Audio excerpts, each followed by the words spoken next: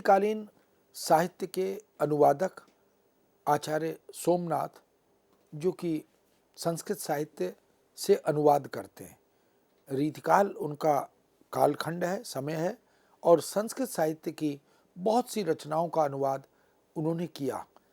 जितना मौलिक साहित्य सृजन किया उसकी तुलना में उन्होंने अनुवाद भी काफ़ी बड़ी संख्या में किया है। कई सारे ग्रंथ हमें उनके अनुवादित रूप में मिलते हैं। अनुवादक वास्तव में एक कालचिंतक तो होता है, क्योंकि अपने युग, अपने समय, इसकी तो जानकारी उसके पास होती है, क्योंकि उस युग के जो प्रणेता हैं, उस युग के जो ग्राहक हैं, उन सब से वह अवगत होता है और अपने अनुदित साहित्य की पाठ्य रचना, अपने पाठकों की मानसिकता, इसका अध्ययन भी वो करता है। किंतु वह स्रोत सामग्री के युग और काल का बोध भी अर्जित करता है, इसलिए कालचिंतक के रूप में हम उसे देखते हैं। वह समय का अध्येता होता है, वह जिस साहित्य और सामग्री का अनुवाद करना है उसके संदर्भों का अध्येता होता है, वह उस युग और युग परिवेश की मानसिकता, उनका भी अध्येता होता है, वह पाठकीय अभिरुचि का और अनिवार्यता क्या क्या चाहता है उन सब का, और पाठक की अपेक्षा, अनुदित सामग्री को पढ़ने वाले वर्ग की अपेक्षा और उपयोगिता, इन सब को भी केंद्र में रखकर, ध्यान में रखकर वह अतीत, वर्तमान और भविष्य, इन सब का, यानी इनके साथ साथ प्रदेश, प्रांत, स्वदेशी भाषा, विदेशी भाषा, समाज, संस्कृति, इन सब का उसे ज्ञान अर्जित करना होता है, जुटाना होता है। और ऐसा ही व्यक्ति जब एक अच्छे अनुवादक के रूप में उपस्थित होता है तो वह भी कालजयी हो जाता है। बहुत से अनुवादकों ने अपने अनुवादकीय प्रदेह से बड़ा यश अर्जित किया है। उनकी ख्याति मूल रचनाकारों से भी बेहतर कई स्थलों पर दिखाई देती है। हम ऐसे बहुत से हिंदी के ही रचनाकारों का नाम ले सकते हैं जो हैं तो कवि, लेकिन अनुवाद से उन्हें अधिक ख्याति मिली। यहाँ तक के अनुवाद ने तो रविन्द्रनाथ टैगोर को नोबेल प्राइज तक का अधिकारी बना दिया, और हरिवंश राय बच्चन को मधुशाला से जो ख्याति मिली वो अनुवाद के कारण ही मिली। इसलिए अनुवादक का अपना एक धर्म होता है, और उस अनुवादक धर्म का यदि कोई अनुवादक ईमानदारी से, निष्ठा से, समर्पण से निर्वाह करता है तो वह, उसकी जो अनुदित रचना है वह बड़ी लब्ध प्रतिष्ठ हो जाती है और उसे यश और कीर्ति का भागी भी बना देती है। इसलिए रीतिकाल के कवि शिक्षकों या शिक्षक आचार्यों के साम्य में हम अनुवाद कर्म को यदि देखें तो कह सकते हैं, क्योंकि केशव जो रीतिकाल के प्रवर्तक आचार्य हैं, वस्तुतः कवि शिक्षा की जो शुरुआत है, उसका जो शुभारंभ है वो हमें वहीं से मिलता है। क्योंकि केशव ने जो दरबार, जिनके दरबार में वो आश्रित थे, ओरछा नरेश, उनकी जो दरबार की नर्तकी थी प्रवीण राय, उसको भी कविता लिखनी सिखाई, और कविता लिखनी सिखाने यानी कवि शिक्षक की भूमिका निभाते हुए काव्य क्या है, काव्य का अर्थ, काव्य का स्वरूप, काव्य के लक्षण, काव्य की आत्मा, इन सब का बोध कराया। और इसके साथ साथ फिर तमाम दूसरे काव्यांगों की विवेचना भी सिखाई। तो ये जो शिक्षक आचार्य हैं, ये जो कवि शिक्षक हैं, इन सब की तुलना में अगर हम देखें तो अनुवाद कर्म भी इस दृष्टि से उस शिक्षक आचार्यों से कम नहीं है। क्योंकि जब अनुवाद करता है कोई अनुवादक तो निश्चित रूप से उस पूरी प्रक्रिया से उसे भी गुजरना होता है। दोनों ही व्यवहार मूलक दृष्टि, दोनों में, यानी मौलिक सृजन में, काव्य शिक्षण में, अनुवाद करने में, इन सब में अगर हम देखें तो साहित्य सृजन या रूपांतरण के साथ साथ ये दोनों परंपराएं हमें लगभग एक भूमि पर, एक धरातल पर दिखाई देती हैं।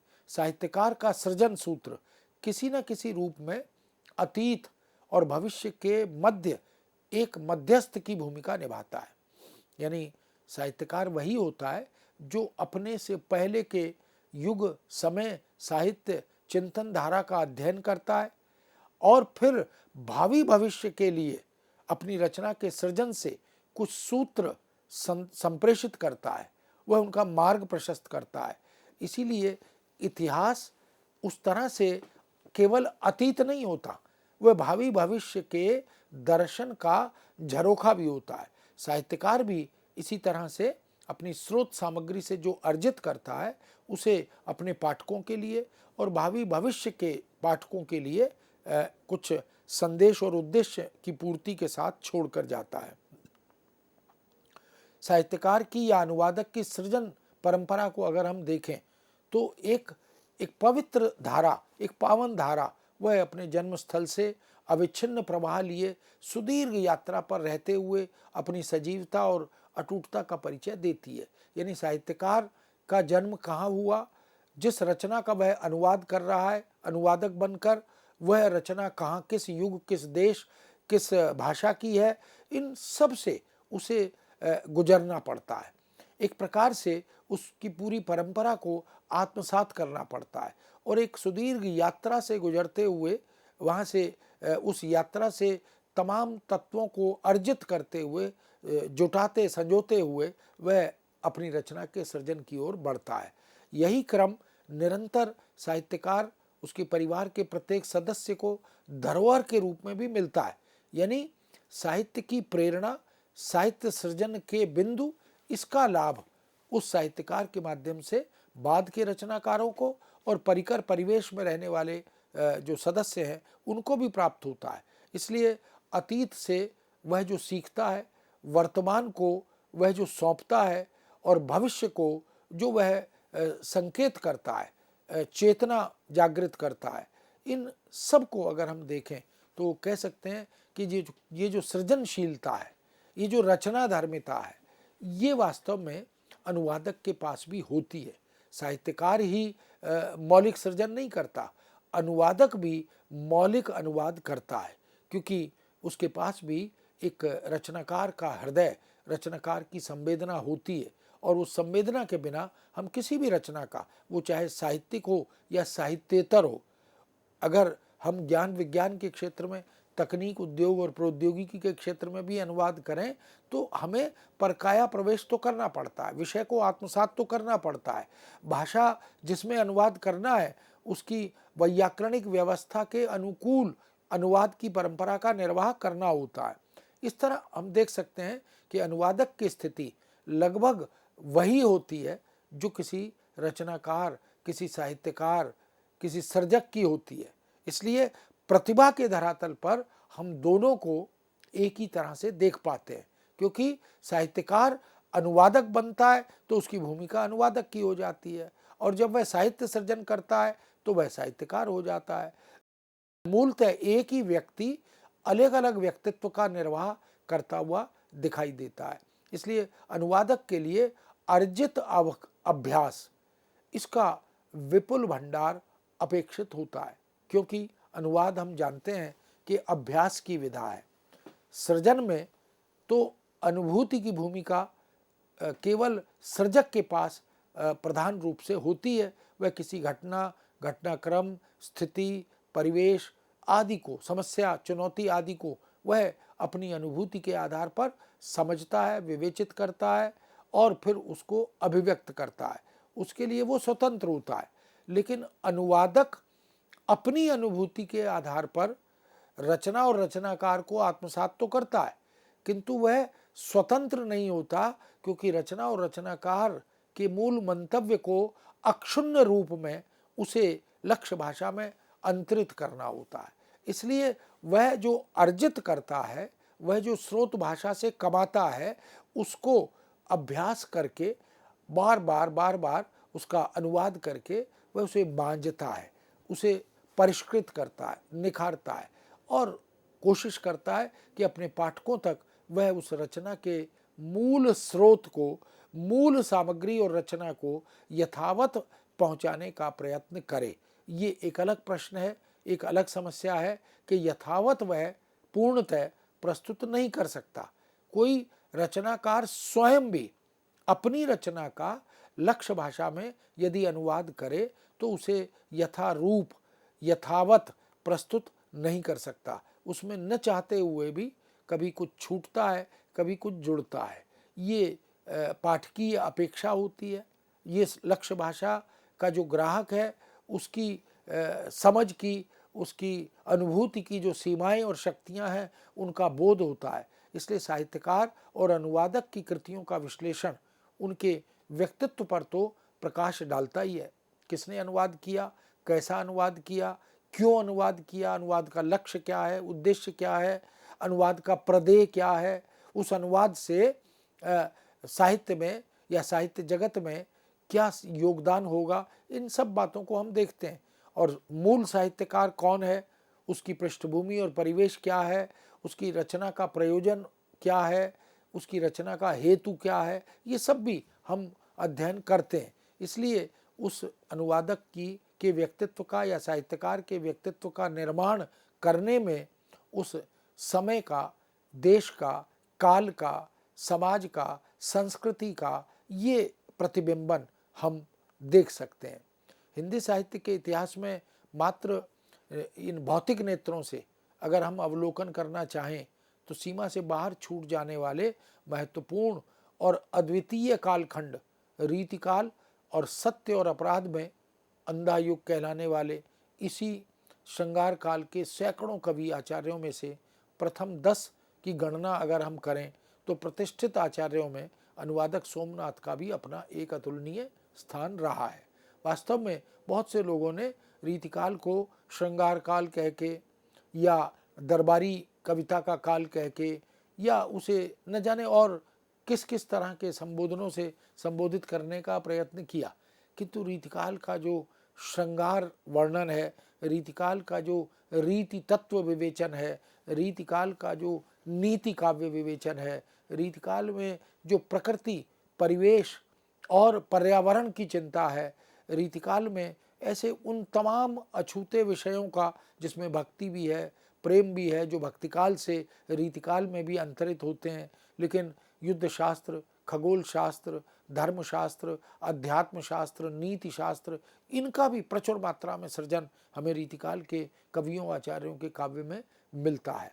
तो अग्रिम 10 कवियों की आचार्य कवियों की गणना अगर रीतिकाल में करें, जिनमें केशव की बात करते हैं, कुलपति, चिंतामणि, देव, पद्माकर, आचार्य भिखारी दास आदि आदि, उनमें सोमनाथ की गणना भी हम कर सकते हैं, क्योंकि सोमनाथ का वास्तव में जो उपनाम है वो शशिनाथ भी है। सोमनाथ यानी भगवान शिव का एक पर्याय है, नाम है सोमनाथ, और शशिनाथ भी शिव का ही पर्याय है, जिनको चंद्रमा का नाथ कहते हैं। भगवान शिव के मस्तक पर चंद्र विराजमान है, इसलिए उनके नाम से प्रसिद्ध इस सृजक अनुवादक का जन्म अगर हम देखें आचार्य सोमनाथ का, तो संवत 1760 यानी सन 1803 के आसपास हुआ होगा। संवत 1782 से संवत 1815 तक के 34 वर्षों में इस महाकवि ने हिंदी साहित्य को अपनी लोह लेखनी के माध्यम से जो चिरस्मरणीय और सराहनीय साहित्य दिया, वो वास्तव में अविस्मरणीय है, वह अनुपम है, विलक्षण है, क्योंकि आचार्य सोमनाथ ने पुरा साहित्य का, संस्कृत साहित्य का और वैदिक औपनिषदिक साहित्य का गहन गंभीर अध्ययन किया था। सौत्रवास गोत्र के ऋग्वेदी माथुर ब्राह्मण के रूप में सोमनाथ का जन्म पांडित्य प्रधान परिवार में और कवि आचार्य परंपरा के पोषक वंश में हुआ था। इसका मतलब कि सृजन की परंपरा, चिंतन की परंपरा, दर्शन और अध्यात्म की परंपरा, भक्ति की परंपरा, प्रेम की परंपरा, ये उन्हें अपने परिवार से, पारिवारिक परंपरा से प्राप्त हुई थी। नरोत्तम मिश्र के पुत्र थे देवकी नंदन के पुत्र थे नीलकंठ, और नीलकंठ के 3 पुत्रों में एक थे सोमनाथ, जो आगे चलकर कवि सोमनाथ और आचार्य सोमनाथ के रूप में लब्ध प्रतिष्ठ हुए। आचार्य सोमनाथ का जन्म छिरोरा गांव मथुरा में हुआ था। मथुरा में उनकी भूमि और मकान आदि, घर आदि वो रहा है। विद्वत्ता के लिए प्रसिद्ध परिवार के वंशज होने के कारण महाराजा बदन सिंह ने अपने पुत्र महाराजा सूरजमल की शिक्षा दीक्षा के लिए उन्हें मांग लिया था। तो इस प्रकार ये जो कवि शिक्षा है, ये जो साहित्य शिक्षा है इसके कार्य में भी वो निपुण थे। परिणामतः वे भरतपुर में भी रहे और भरतपुर दरबार में उन्हें राजकवि की उपाधि भी दी गई। हम जानते हैं कि पहले मध्यकाल में, भक्ति और रीतिकाल में ऐसे अनेक कवि हमें मिलते हैं जो दरबारी कवि बने, राजकवि बने, उन्हें राजकवि की उपाधि दी गई। उन्होंने राजा को या राजा की इच्छा के अनुकूल कुछ उनके बहुत निकटस्थ परिकर या परिवार के लोगों को, मित्रों को शिक्षा दी, साहित्य की, काव्य सर्जन की, और ये परंपरा आगे रीतिकाल में चलती रही। बड़े बड़े कवि रीतिकाल के आचार्य वो दरबार आश्रित रहे, राजाज्ञा का अनुपालन करते हुए शास्त्रीय ग्रंथों का सर्जन वो करते रहे। इसलिए बहुत से पदों पर उनको रहने का अवसर मिला। महाराजा सूरजमल ने अपने अनुज प्रताप सिंह के शिक्षक के रूप में भी सोमनाथ की नियुक्ति की थी। हिंदी का रीतिकालीन साहित्य जिस काल में लिखा गया उस समय मुगल साम्राज्य था। अपने पूर्ण वैभव के साथ मुगल दैदीप्यमान थे। मुगलों ने अपने सिक्के उस समय चलाए, यानी मुगलों का जो शासन था वो कहते हैं कि यथा राजा तथा प्रजा, राजाज्ञा का अनुपालन सबके लिए अनिवार्य हो जाता है।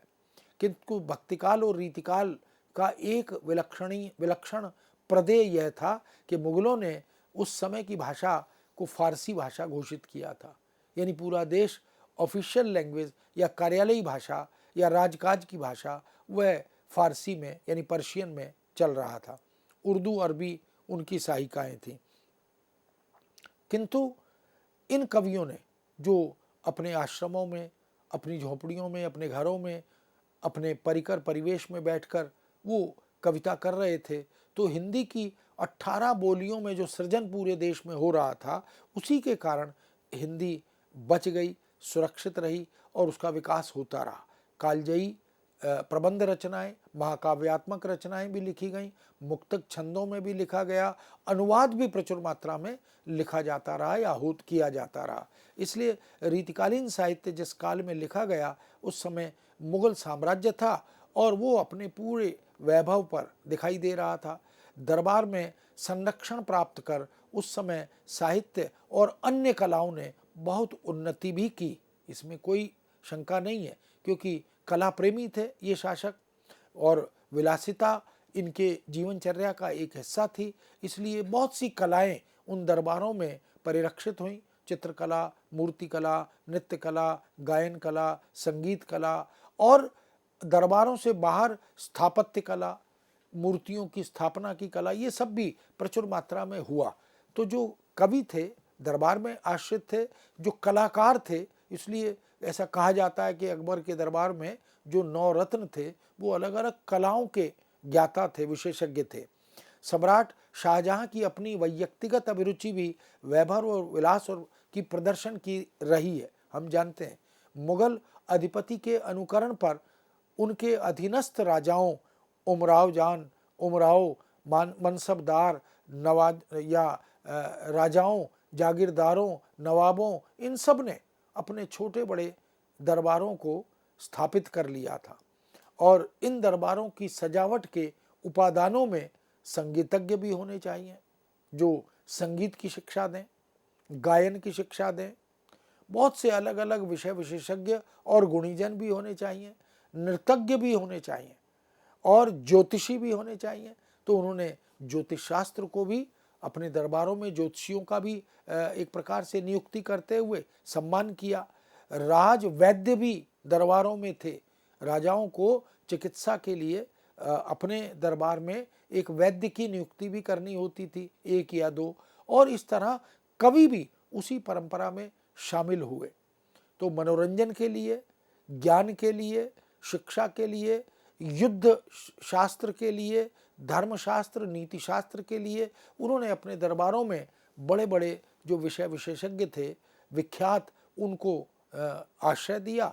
एक तरह से उन्हें तनखैया के रूप में अपने यहाँ नियुक्त कर लिया। काव्य शिक्षा और काव्य अभ्यास के इस युग में संस्कृत काव्य शास्त्र के आचार्यों की 3 प्रमुख शैलियों का अनुकरण होने लगा था। एक पद्यात्मक शैली जिसमें केवल पद्यात्मक शैली को ही अपनाया गया। पद्य यानी कविता, काव्य की शैली यानी जिस प्रकार के भी ग्रंथों का अनुवाद हो रहा था, सृजन हो रहा था, उनमें काव्य तत्व की प्रधानता थी, उसका प्रभुत्व था। इसलिए अनुवादकों ने भी गद्य शैली को छोड़कर पद्य शैली को अपनाया, क्योंकि काव्य यूं भी ग्राह्यता की दृष्टि से तुलना में कहीं सहज, सरल और प्रभावी होता है। इसलिए पद्यात्मक शैली को प्रचुर मात्रा में अपनाया गया। सूत्रवृत्ति शैली, जिसमें शास्त्रीय सिद्धांतों को सूत्रबद्ध करते हुए उनकी कृति को गद्यात्मक बनाने का प्रयत्न हुआ, लेकिन अधिकांश शास्त्रीय ग्रंथों का अनुवाद या सृजन ये भी कविता की शैली में, कविता की विधा में हुआ और सूत्रों में हुआ। छोटे छोटे सूत्र जो संस्कृत साहित्य में सूत्रवृत्ति शैली जिसकी चर्चा होती है ना, विभाव अनुभाव व्यभिचारी संयोगादरस निष्पत्ति, ये आचार्य भरत मुनि का सूत्र है। अब इस प्रकार के सूत्रों को रीतिकाल के आचार्य कवियों ने भी कवितात्मक शैली में प्रस्तुत करने का प्रयत्न किया। इसीलिए लक्षण ग्रंथ और लक्ष्य ग्रंथ ये दो परंपराएं रीतिकाल की शास्त्रीय परंपरा में हमें मिलती हैं। और शास्त्रीय नहीं, शास्त्र से इतर, साहित्य से इतर अनेक प्रकार के छंदों का या अनुशासनों का अनुवाद भी ये कवि आचार्य करते रहे। कारिका वृत्ति शैली, जिसमें व्याख्यात्मक विवेचन गद्यात्मक वृत्ति में और उदाहरण पद्यात्मक वृत्ति में रखे गए, ये कारिका वृत्ति शैली है। ये भी एक महत्वपूर्ण शैली रीतिकाल में हमें दिखाई देती है। रीतिकालीन आचार्यों अथवा कवि आचार्यों ने, आचार्य वो जो आचार्य कर्म को प्रभुत्व दे रहे हैं, महत्व दे रहे हैं, मुख्य रूप से उस कर्म के लिए वो समर्पित हैं। और कवि आचार्य वो जो मूलतः कवि हैं लेकिन आचार्य कर्म का निर्वाह भी वह कर रहे हैं, क्योंकि उस आचार्यत्व का अनुसरण अनुपालन करने वाले उनके पीछे बहुत से कवि बाद में दिखाई देते हैं।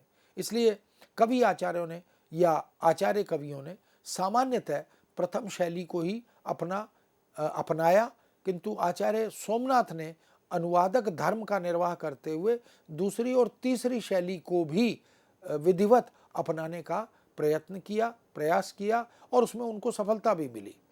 उल्लेखनीय यह भी है कि सोमनाथ ने रीतिकाल के कतिपय कवि आचार्यों की तरह संस्कृत काव्यशास्त्र के पद्यों की अर्धालियों का भावानुवाद वह भी विधिवत किया। और साथ साथ भूषण, मतिराम, पद्माकर, आचार्य अमीरदास ऐसे कई कवियों ने भिन्न रूप से मौलिक अनुवाद भी प्रस्तुत किए।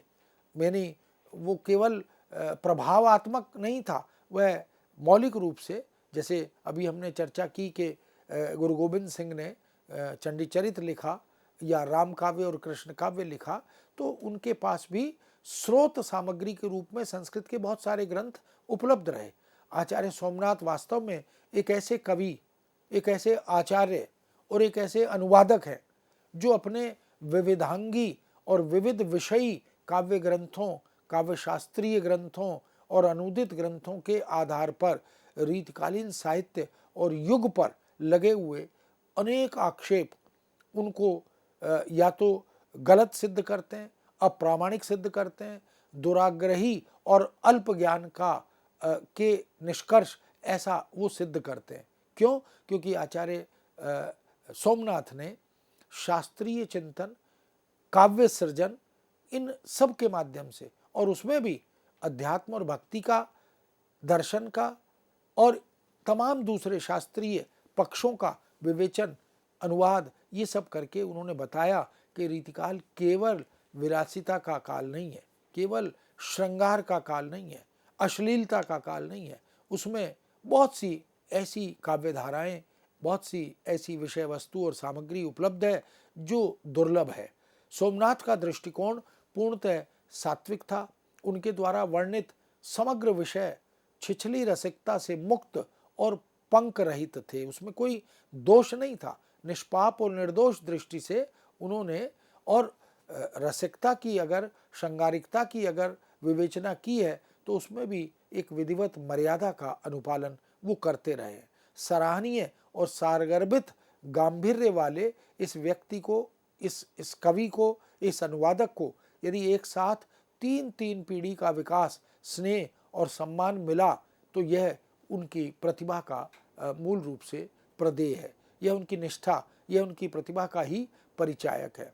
सोमनाथ ने संपूर्ण साहित्य को देखकर, ये उनके समग्र प्रदेय को देखकर अगर हम कुछ कहना चाहें तो हम उनके साहित्य को देखकर यह कह सकते हैं कि उनमें सहजता है। अभिव्यक्ति की सहजता ईश्वर सबको नहीं देता। कभी कभी किन्हीं कारणों से हम ऐसे तमाम आक्षेपों का सामना करते हुए कवियों को भी देखते हैं। आचार्य केशवदास को कठिन काव्य का प्रेत तक कहा गया, लेकिन आचार्य सोमनाथ की रचना धर्मिता पर दृष्टि डालें, चाहे वो मौलिक सृजन हो, चाहे वो अनूदित रचनाएं हो, और चाहे वो किसी विषय और अनुशासन की हो, उनमें सहजता है, उनमें मोहकता है। वो केवल ऊपर से आकर्षक नहीं है, बल्कि कला की ओजस्विता से परिपूर्ण है। उसमें काम और वासना नहीं है, बल्कि अंतर के आरक्षण की सात्विकता है। उसमें बाह्य आकर्षण पर बल नहीं है, उसमें सारल्य और गांभीर्य, इनका अद्भुत मिश्रण है। इसलिए काम का मद और रूप की बंकिता इसकी माधुरी मात्र नहीं है, वहाँ आनंद का प्रभाव है, शक्ति का शील है, विलास की उद्दाम कामना वहाँ नहीं है। इस दृष्टि से मित्रों हम देख सकते हैं कि आचार्य सोमनाथ का जो प्रदेय है वो चाहे मौलिक हो या अनुदित हो, वह अनुपम है, स्तुत्य है, वंद्य है। हम किसी सीमा तक इस अनुदित साहित्य को अगर पढ़ें और उसका आत्मिक आनंद लें तो हमें ज्ञात होगा कि हमारे पास कैसी ज्ञान की परंपरा, विलक्षण ज्ञान की परंपरा अनुवाद के माध्यम से भी उपलब्ध होती रही है। मित्रों, इस विषय को यहाँ विराम देते हैं, पुनः आपके समक्ष उपस्थित होंगे। आज्ञा दीजिए। नमस्कार।